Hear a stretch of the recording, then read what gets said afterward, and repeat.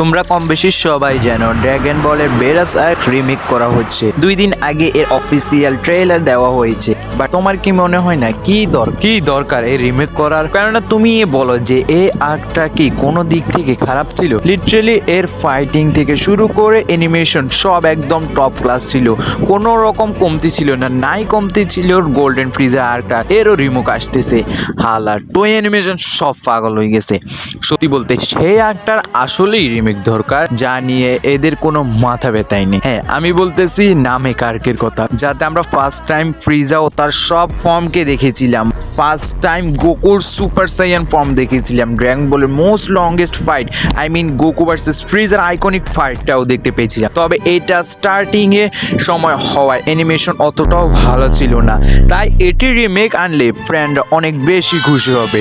তবে এখনো পর্যন্ত ফ্যানরা চুপ হয়ে আছে, একমাত্র পরের বছর মোরো আর্ক আসার কথা শুনে। বাই দ্য ওয়ে, এ নিয়ে তোমার কি মতামত কমেন্টে বলো।